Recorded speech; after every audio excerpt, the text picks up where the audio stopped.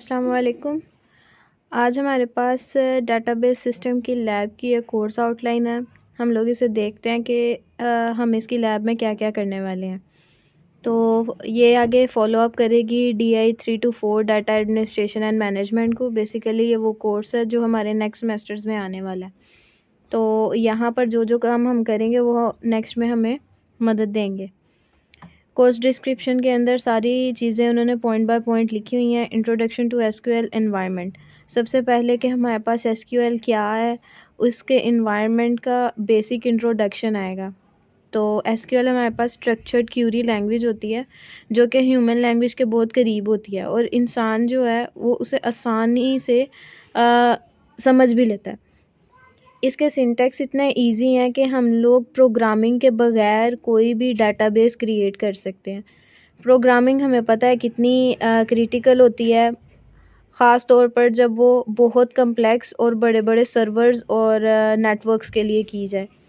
तो यहाँ पर राइटिंग बेसिक SQL स्टेटमेंट, सबसे पहला काम होगा कि हम देखेंगे कि बेसिक जो सबसे आसान से SQL स्टेटमेंट है वो कैसे लिखी जा सकती है।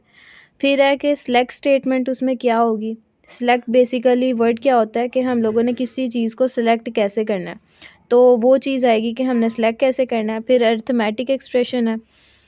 अरिथमेटिक एक्सप्रेशंस के अंदर अरिथमेटिक वर्ड से आपको पता चल रहा होगा कि प्लस माइनस इस तरह के जितने भी ऑपरेटर्स हैं उनकी जो एक्सप्रेशंस बनती हैं उनका यूजेज होगा। उसके बाद हमारे पास ऑपरेटर प्रेसिडेंस आती है जिसके अंदर प्रायोरिटी होती है हर किस्म के ऑपरेटर की। कि मल्टीप्लाई का है तो उसकी प्रेसिडेंस क्या होगी, डिवीज़न का है, मॉड्यूलस का है, माइनस का है या प्लस का है तो इनकी सबकी प्रेसिडेंस क्या होगी। अगर ब्रैकेट आ जाती हैं तो फिर उनकी प्रेसिडेंस क्या होगी। इसके बाद हमारे पास आती है नल वैल्यू। नल वैल्यू हमारे पास क्या है कि जब हमारे पास कोई एक टेबल बना होता है ना तो उसके अंदर ऐसा होता है कि बाज़ औक़ात कोई वैल्यू उस जगह पर नहीं लिखी होती। फॉर एग्ज़ाम्पल अगर आपके सामने एक टेबल ऐसे बना है ना और सारे सेल्स में कोई ना कोई वैल्यू लिखी हुई है, यहाँ पर भी है, यहाँ पर भी है, यहाँ पर भी, यहाँ पर भी और यहाँ पर भी, लेकिन इस जगह कोई वैल्यू नहीं लिखी, तो उससे हम क्या कंसीडर करते हैं, नल, यानी यहाँ पर कुछ भी नहीं है। बेसिकली जैसे प्रोग्रामिंग के अंदर हमने जब किसी चीज़ को बताना हो कि ये खाली है तो हम उसे या तो ज़ीरो असाइन कर देते हैं अगर वो डिजिट है, और अगर वो पॉइंटर है किसी किस्म का तो हम उसे नल असाइन करते हैं, राइट। तो ये वही चीज़ है, नल वैल्यू हम देखेंगे कि क्या होती है। उसके बाद हमारे पास आते हैं कॉलम अलाइसिस।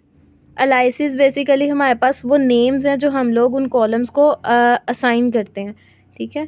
कुछ जैसे हम सब नेम नहीं रख देते, कोई सब पार्ट रख देते हैं नेम का, कोई निक नेम रख देते हैं वैसे। उसके बाद हमारे पास कंकैटिनेशन ऑपरेटर्स आएंगे कि किस तरह से हम कंकैटिनेट कर सकते हैं। उसके बाद डिस्प्ले, टेबल स्ट्रक्चर के टेबल्स के स्ट्रक्चर को किस तरह डिस्प्ले करना है। टेबल को डिस्प्ले करना और चीज़ है और टेबल के स्ट्रक्चर को डिस्प्ले करना और चीज़ है। टेबल को अगर आप लोग डिस्प्ले कर रहे हैं तो वो इस फॉर्म में आपके पास आएगा।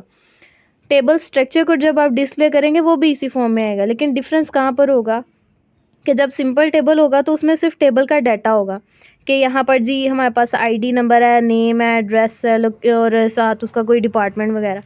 लेकिन जब हमारे पास स्ट्रक्चर ऑफ टेबल की बात आती है ना तो उसमें कॉलम्स ऐड होते हैं किस चीज़ के, कि इसके अंदर कितनी रोज़ हैं, कितने कॉलम है, इसकी विड्थ क्या है, कौन सी चीज़ किस वक्त ऐड की गई, इस तरह का सारा डाटा उसके अंदर होता है।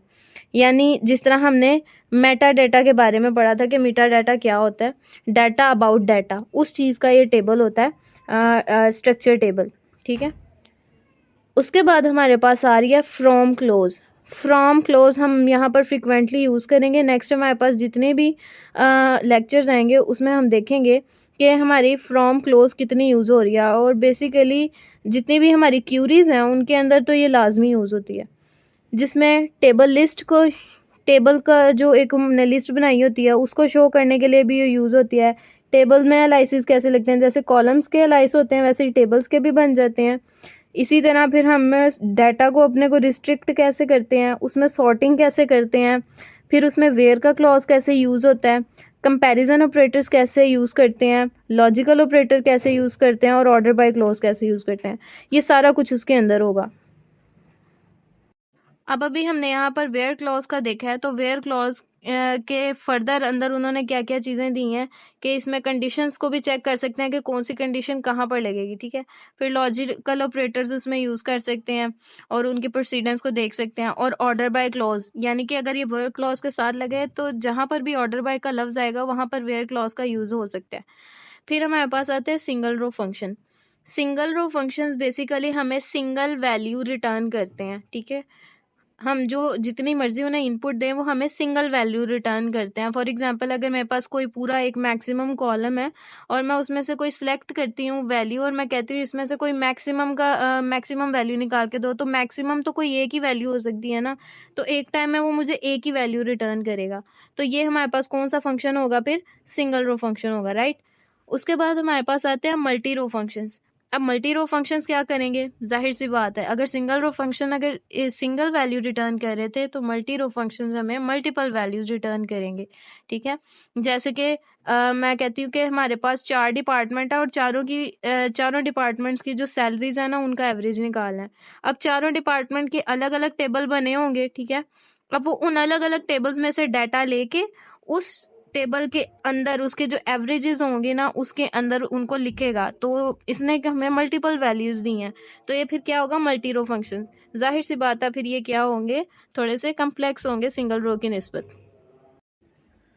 मल्टी रो फंक्शंस के बाद हमारे पास जॉइंस हैं। जॉइन में हम लोग देखेंगे कि क्रॉस प्रोडक्ट क्या है। बेसिकली क्रॉस प्रोडक्ट के अंदर हम लोग क्या करते हैं, दो टेबल्स होते हैं और फर्स्ट जो से हमारे पास टेबल होता है, फर्स्ट टेबल की हम हर रो को दूसरी हर रो के साथ मैच करते हैं। कैसे, ये हमारे पास एक टेबल है ना, इसकी एक रो उठाएंगे और इसे अगले टेबल की हर रो के साथ मैच करेंगे, ठीक है।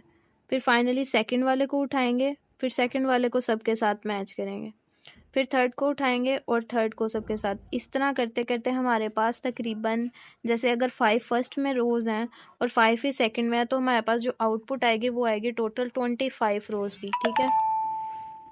तो 25 रोज़ की हमारे पास क्या आएगी, उसकी आउटपुट आएगी। अब क्रॉस प्रोडक्ट के बाद हमारे पास नेचुरल जॉइन होगा। अब जॉइन जो से है ना, इनके हमारे पास टाइप होते हैं। बेसिकली जॉइन जो हैं दो टेबल्स के डाटा को आपस में जोड़ते हैं। तो अब राइट और लेफ़्ट जॉइन में ये होगा कि राइट वाले में से डाटा को प्रायोरिटी दे रहा होगा, लेफ़्ट वाला लेफ़्ट के अंदर सेल्फ जॉइन जो है वो टेबल अपने ही आप से डाटा शायद ले। तो इस तरह से हम ये सारा देखेंगे कि कौन सा जॉइन क्या काम करेगा।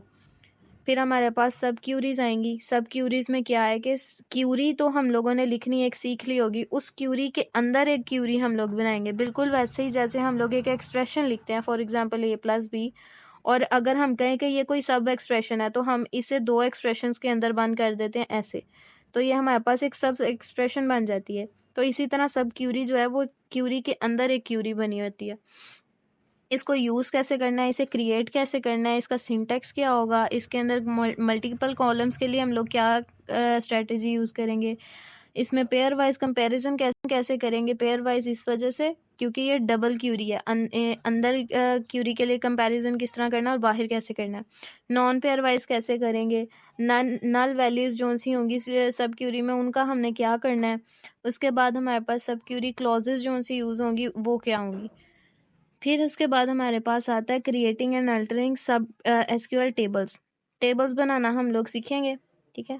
टेबल्स के अंदर हम लोग हर तरह की स्टेटमेंट यूज़ करेंगे जो हम ऊपर पढ़ चुके होंगे। कॉन्स्टेंट्स कैसे लगेंगे उसमें, कॉलम लेवल क्या होगा, टेबल लेवल क्या होगा, ये वही है टेबल का स्ट्रक्चर लगाना और कॉलम्स के ऊपर एनालिसिस वगैरह लगाना। फिर नॉट नल कॉन्स्टेंट, जैसे कि अभी हमने ऊपर नल वैल्यू देखा था तो वही नल वैल्यू यहाँ पर एज अ कॉन्स्टेंट यूज़ होगी। फिर यूनिक कांस्टेंट क्या होगी, प्राइमरी की ये भी एक कांस्टेंट है, ये कैसे यूज़ होगी, फॉरेन की कांस्टेंट कैसे यूज़ होगी और ये एसक्यूएल में कहाँ पर पड़ी होती है, ये सारा कुछ देखेंगे। चेक करेंगे कि कांस्टेंट चेक कैसे करेंगे। फिर ऑल्टर टेबल जो है, किस तरह से हम टेबल को ऑल्टर कर सकते हैं, उसमें कोई वैल्यू चेंज कर सकते हैं, क्योंकि एक दफ़ा जो काम हम एसक्यूएल पे कर देते हैं उसको चेंज करने के लिए हमें सिंटेक्स लेना पड़ता है, क्योंकि एक दफ़ा सेव की गई वैल्यू जो है वो सिर्फ रीडेबल रह जाती है बाद में। अगर हमने उसे दोबारा से चेंज करना है तो हमें कोई ना कोई सिंटेक्स यूज़ करना पड़ता है। उसके बाद ड्रॉप है। फिर डाटा मैनिपुलेशन कैसे करनी है। डाटा मैनिपुलेट करने का मतलब ये है कि डाटा को हमने चेंज करना है या मॉडिफाई करना है। तो इंसर्ट कैसे करना है, अपडेट कैसे करना है, उसमें कोई चीज़ डिलीट कैसे करनी है, सारा कुछ आएगा। फिर ये कुछ ऑब्जेक्ट्स हैं एसक्यूएल के, जिस तरह से हमारे पास ऊपर में कुछ ऑब्जेक्ट्स होते थे क्लासेस वगैरह, यहाँ पर हैं व्यूज़, सीक्वेंसेस एंड इंडेक्सेस। इनके ऊपर जोन से वीडियोस बनाऊंगी। इंडेक्सेस जोन से हैं वो भी, और सीक्वेंसेस जोन से हैं ये भी, ये दोनों बहुत इंपॉर्टेंट है। इन पे कुछ वीडियोस पहले से पड़ी भी हैं और कुछ जोन सी हैं वो दोबारा बनाऊंगी भी। यूज़र मैनेजमेंट क्या होगा इसके अंदर, हमने यूज़र कैसे क्रिएट करना है। बेसिकली एसक्यूएल के अंदर जो पेजेस बनते हैं ना स्टार्ट में, जिसे आप कनेक्ट करने के लिए यूज़ करते हैं, एसक्यूएल का जो न्यू पेज हो या न्यू विंडो ओपन करते हैं, तो उस चीज़ के लिए जो ग्रांट आपके सामने आती है ना, उसको किस तरह से हमने रिवोक करना है, ये सारा कुछ उसमें देखेंगे।